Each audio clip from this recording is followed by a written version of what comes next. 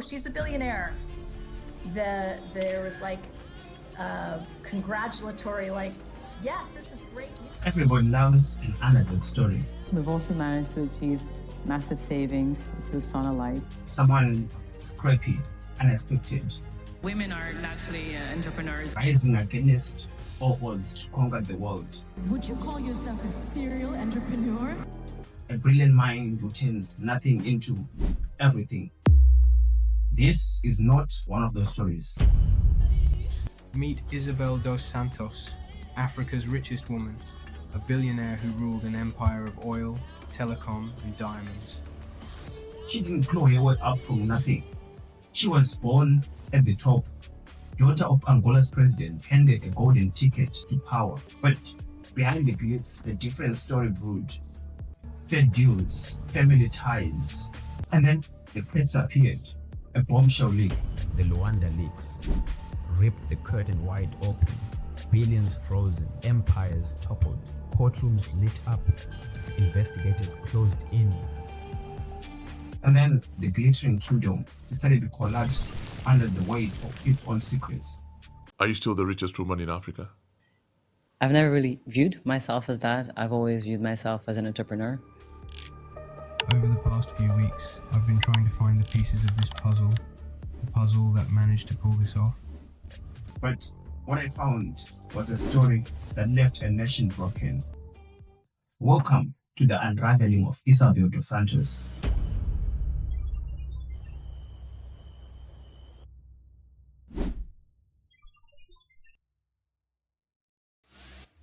January 23rd, 2020, Lisbon. Portuguese police arrive at a crime scene. Nuno Ribeiro da Cunha, a 45-year-old banker, found hanging in his garage. Suicide, they ruled. Nuno wasn't just any banker. He managed accounts at Eurobic, where Isabel dos Santos, Africa's richest woman, held a major stake. 4 days earlier, the Luanda Leaks had exposed her $2 billion empire as a web of corruption. Nuno oversaw funds tied to Angola's state oil company, Sonangol, a company Isabel once ran. His death wasn't just a tragedy, it was a clue. The first piece of a puzzle that would unravel everything.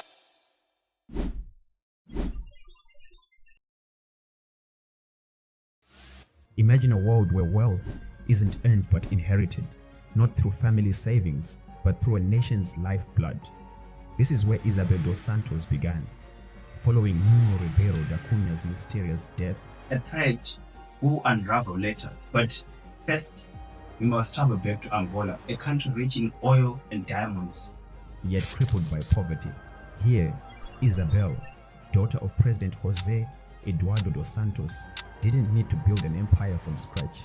It was handed to her, brick by privileged brick.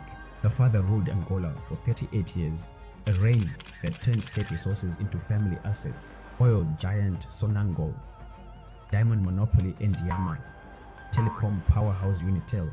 These weren't just companies, they were the building blocks of Isabel's fortune, secured through presidential favor.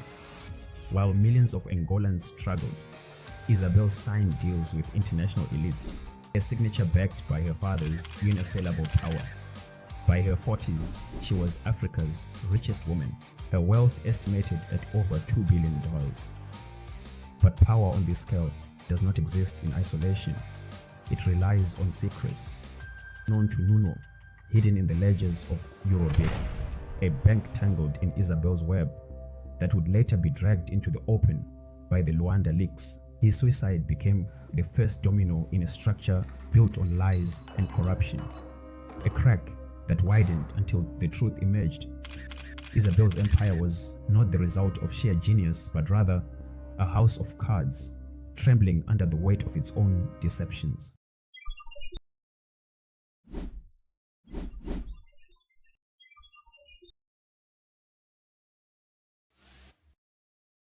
Power alone doesn't build an empire, it takes a network.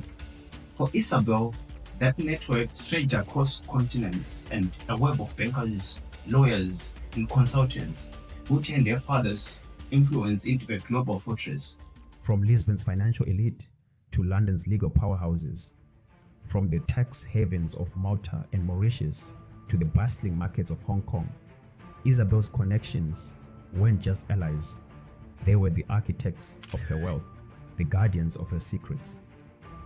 Take Eurobic, a Portuguese bank where Nuno Ribeiro da Cunha managed her accounts. It wasn't just a place to park money, it was a pipeline funneling Angola's oil wealth to Isabel's private empire. But Eurobic was only the beginning.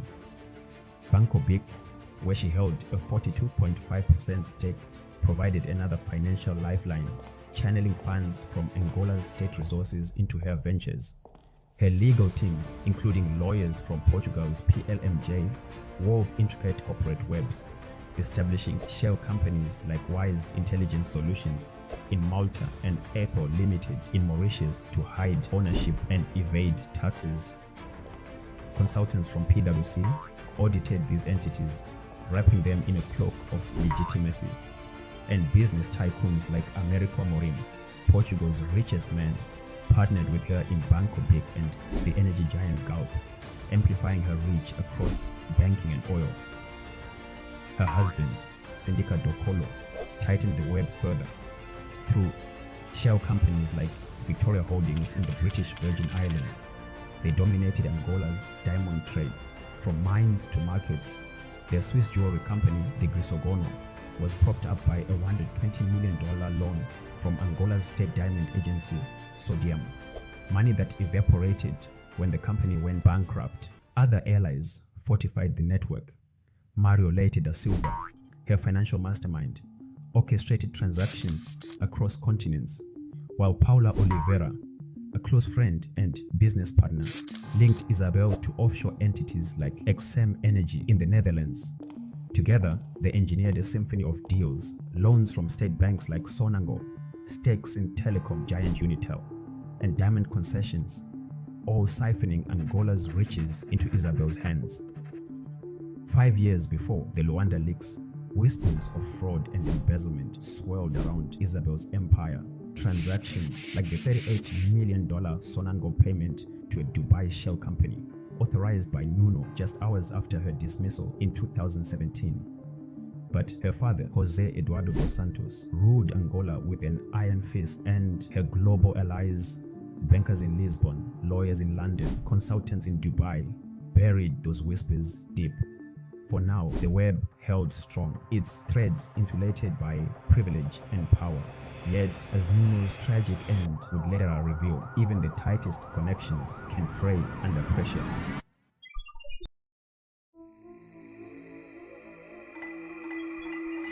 By 2017, Isabel dos Santos appeared invincible, her wealth and influence woven into an intricate web spanning Angola, Portugal, and beyond. The empire, built on telecoms, banking, oil, and international investments, seemed unbreakable, bolstered by her father's 38-year presidency. But that shield was about to disappear.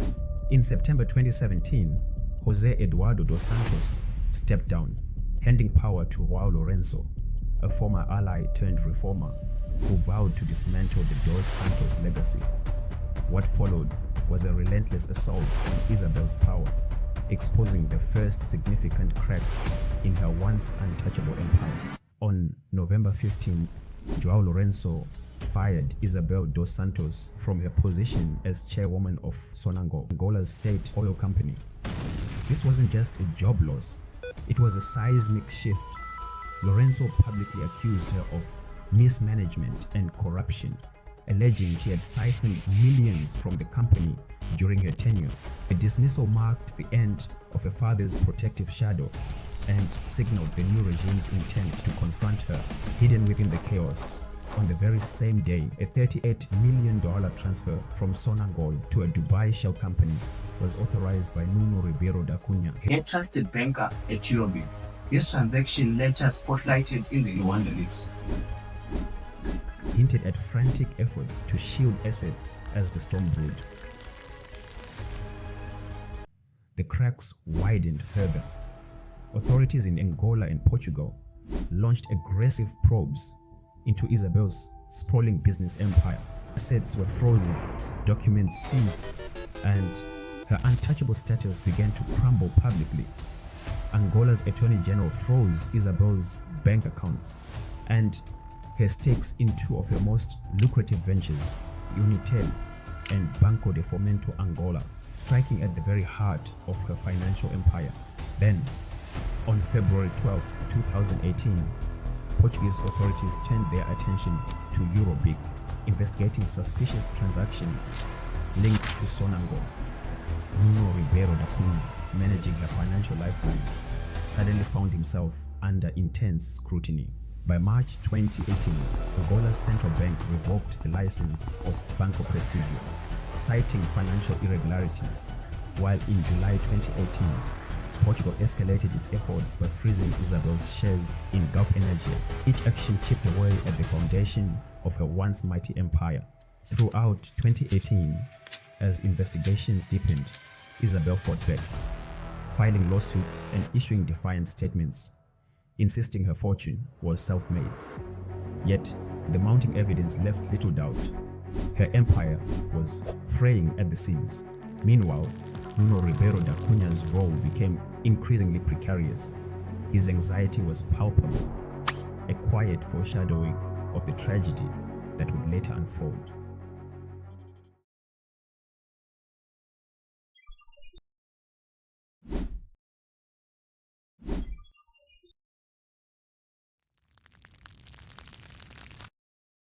In 2020, the world witnessed the unraveling of Isabel dos Santos' meticulously built empire with the release of the Luanda Leaks.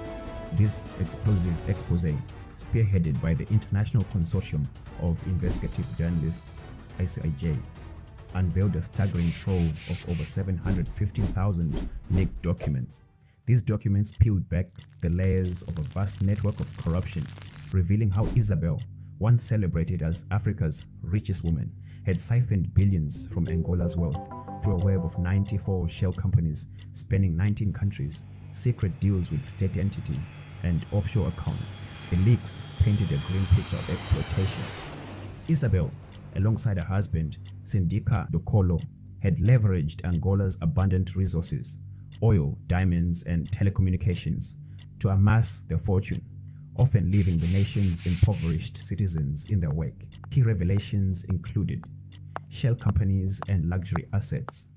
Companies like Wise Intelligence Solutions in Malta and Victoria Holdings in the British Virgin Islands controlled Angola's diamond trade, funneling profits into extravagant purchases such as a $55 million apartment in Monte Carlo and a stake in the Swiss jewelry brand De Grisogono, propped up by a $120 million loan from Angola's state diamond agency, Sodium. The leaks triggered an immediate and forceful response from governments and institutions worldwide. Angola froze Isabel's stakes in major companies like Unitel, Telecom, and Banco de Fomento Angola. Portugal seized her shares in Eurobic, where Nuno had been a key figure, and Galp Energia, a major energy firm. The Netherlands targeted her shell companies operating within its jurisdiction. Interpol issued a red notice for her arrest, signaling a global manhunt. A name once a symbol of success transformed into a synonym for greed. In Angola, citizens took to the streets, cheering as the news spread, a rare moment of hope amid decades of systemic corruption. The fallout extended beyond Isabel, engulfing her inner circle of bankers, consultants, and lawyers who had enabled her schemes. No one felt the pressure more acutely than Nuno Ribeiro da Cunha, the Eurobic banker who had facilitated many of the financial transactions now under scrutiny. Just one day after the leaks broke, on January 20th, 2020, Nuno was found dead in his Lisbon home, an apparent suicide. Whispers of foul play circulated, but whether by his own hand or another's, his death marked the first domino to fall.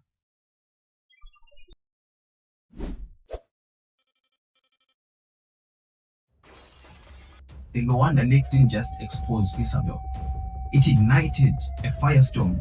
Governments, courts, and investigators descended like hounds on a scent, determined to reclaim the billions she had siphoned from Angola's coffers. Her empire, once an impregnable fortress spanning oil, diamonds, telecoms, and banking, now stood under siege, its gilded walls cracking with every frozen account. every seized asset. The collapse wasn't just financial, it was personal. Nuno Ribeiro da Cunha's death in January 2020 had been the first domino, but others followed. Mario Leite da Silva, once a powerhouse at Fidequity, vanished from public view amid whispers of resignation or flight. Paula Oliveira, a close ally linked to offshore entities, faced scrutiny as her role unraveled. Isabel's legal team, led by PLMJ lawyers like Jorge Brito Pereira, filed desperate appeals, but the net tightened. Her once unshakable allies, bankers at Eurobic, consultants from PwC, scattered, fearing the widening blast radius. By December 2021, the US State Department banned Isabel and her family from entry, citing significant corruption. Interpol's red notice cemented her status as a fugitive, her every move shadowed across borders. The human toll deepened the scars. In October 2020, Syndica Docolo, Isabel's husband and partner in ventures like De Grisogono, died in a diving accident off Dubai's coast, leaving her to face the tempest alone. Their marriage, once a union of power and prestige, had buckled under scrutiny, with the leaks exposing his role in diamond deals that drained sodium of over $120 million. Meanwhile, in Angola, ordinary citizens bore the weight.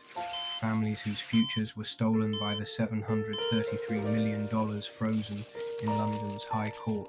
The empire's collapse rippled outward.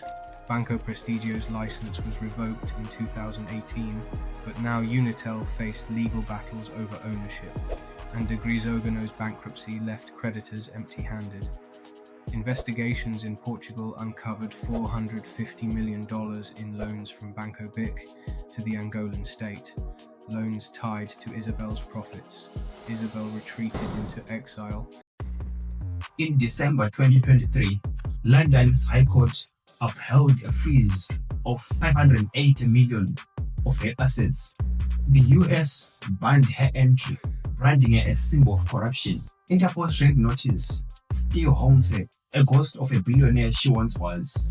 Yet, from exile, rumored to be Dubai, Isabel persists denying every charge. Have you ever used government funds for personal enrichment? No, I have not. My companies haven't been funded by the Angolan government. But the true cost isn't measured in dollars, it's in lives. Think of the Angolan mother who lost her savings to Isabel's schemes. Or Nuno, death in the Lisbon garage marked the first casualty of a collapsing life. These are the voices that linger, the human toll of a legacy forged in greed. Hey, if you did enjoy this video, do hit that like button and subscribe. Those things are free, but they really do help the channel. See you in the next one. See you in the next one. See you in the next one. See you in the next one. See you in the next one. That's one more shot fired.